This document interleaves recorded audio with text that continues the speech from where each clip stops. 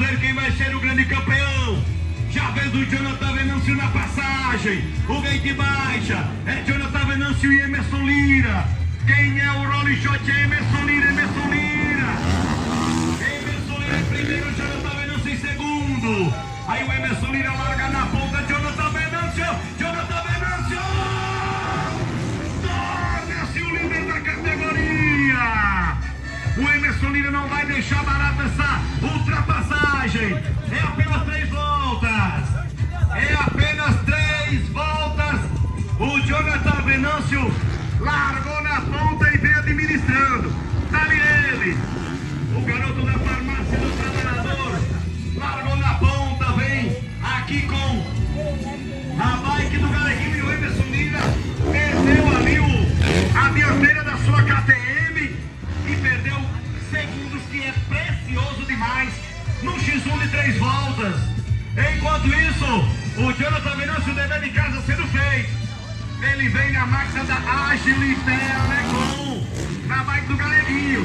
Aí o Emerson Lira, que é de Cajazeiras, é muito bom piloto. Quero mandar um abraço para a equipe dele, lá meu amigo Edil Motos. Um abraço, meu irmão. A distância do X1 entre eles aí é perfeita. Já vamos agora para a categoria 65.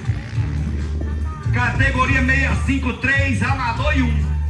Categoria 65, vem pra cá. Aí pra cá de penúltima volta. Jonathan Venâncio em primeiro, Emerson Lira ali, usando toda a potência da sua KTM. É o segundo. Vamos terminando aí exatamente o carro de X1 de motocross. Aí o Jonathan Venâncio, muito bom piloto, vai abrir a placa de última volta. É só trazer pra casa a bike da Agile Telecom. Ele que traz JR Prêmios, traz aí a farmácia do trabalhador, Berg Preparações, traz também o emblema de todos que fazem a Pneus no Sorocap. Jonathan Venâncio administrando a categoria MX intermediária. 65, 3, amador e 1. 65 é da sequência. Vai ter mesmo essa 65? Tá lá os garotos, ok? Categoria 65, enquanto isso, o Jonathan Venâncio passeia na pista. Emerson Lira vai tentar uma reação.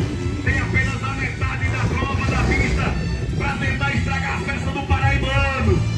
Pega a mesa intermediária, vai subindo ali na parte da massa. O Emerson Lira vai subindo também o líder Jonathan Venâncio. Vem na reta dos box.